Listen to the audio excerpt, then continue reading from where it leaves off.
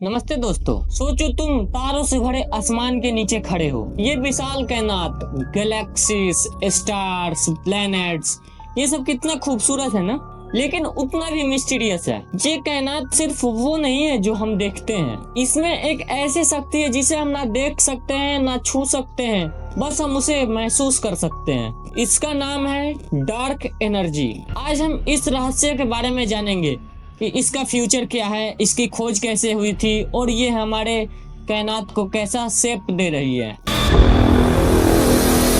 हमें पता है कि ये कायनात बहुत बड़ी है, लेकिन क्या आपको ये पता है कि ये कायनात हर सेकंड और बड़ी होती जा रही है। ये बात 1920 की है, जब एक साइंटिस्ट एस्ट्रोनॉमर एडविन हबल ने एक रिसर्च किया। उनको पता चला कि यह कायनात हर एक सेकंड फैलती जा रही है, हमारी पास की गैलेक्सी दूर होती जा रही है। उन्होंने पाया कि गैलेक्सी जितनी तेजी से दूर जा रही है, इसका मतलब यह है कि हमारा कायनात फैल रहा है, हमारा ब्रह्मांड फैल रहा है। लेकिन ट्विस्ट यह है कि जो ये एक्सपेंशन हो रहा है वो सेम स्पीड से हो रहा है। साइंटिस्ट सोचते हैं कि कायनात का एक्सपेंशन ग्रेविटी के कारण स्लो होगा, लेकिन सच्चाई कुछ और है। 1990 में दो ग्रुप्स अलग अलग स्टडी कर रही थी। उनका प्लान था कि दूर सुपरनोवा एक्सप्लोजन को ऑब्जर्व करना। वह इतना ब्राइट होता है कि उसकी डिस्टेंस और स्पीड एक्यूरेटली मेजर किया जा सकता है। लेकिन जो रिजल्ट है वो साइंटिस्ट को भी शॉक्ड करके रख देगा। उन्होंने देखा कि दूर की गैलेक्सी बस ना कि दूर जा रही है, बल्कि उनका स्पीड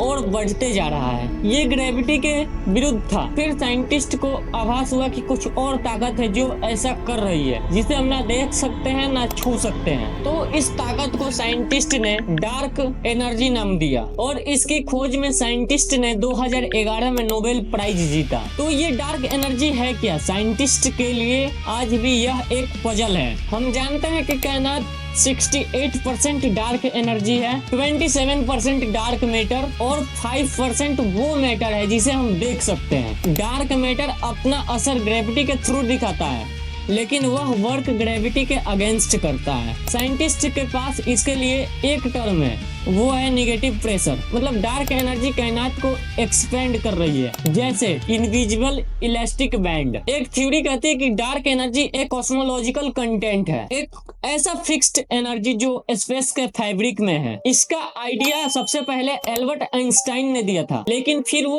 उसे अपनी सबसे बड़ी गलती मान बैठे। लेकिन जब डार्क एनर्जी की खोज हुई, तब साइंटिस्टों का मानना है कि एल्बर्ट आइंस्टाइन सही थे। डार्क एनर्जी का पावर इतना स्ट्रांग है कि वह पूरी यूनिवर्स के पर क्यूबिक सेंटीमीटर में वह छिपी हुई है। लेकिन क्या डार्क एनर्जी सिर्फ एक कॉस्मोलॉजिकल कंटेंट है या फिर कुछ और है? कुछ साइंटिस्ट कहते हैं कि यह सिर्फ एक क्वांटिसेंस है, एक ऐसी डायनेमिक एनर्जी जो फील्ड के साथ वर्क करती है और टाइम के साथ बदल सकती है। और कुछ साइंटिस्ट कहते हैं कि हमारी ग्रेविटी की थ्योरी ही गलत है। ये सारे आइडियाज और इतने टेस्ट होने के बाद भी हमें डायरेक्ट डार्क एनर्जी को एनालिसिस और एब्जॉर्ब करने की अभी तक कोई क्लू नहीं मिला है। हम सिर्फ इसके असर को देख सकते हैं, इसे नहीं देख सकते और ना इसे छू सकते हैं। और ये मिस्ट्री ही डार्क एनर्जी को कितना एग्जिस्टिंग बनाती है। तो डार्क एनर्जी का फ्यूचर क्या होगा? क्या ये हमेशा अपने स्पेस को फैलाती रहेगी? और यह डार्क एनर्जी अगर ऐसे ही फैलती रही तो एक दिन सारे स्पेस में गैलेक्सीज और स्टार इतने दूर हो जाएंगे कि सारे स्टार खत्म हो जाएंगे और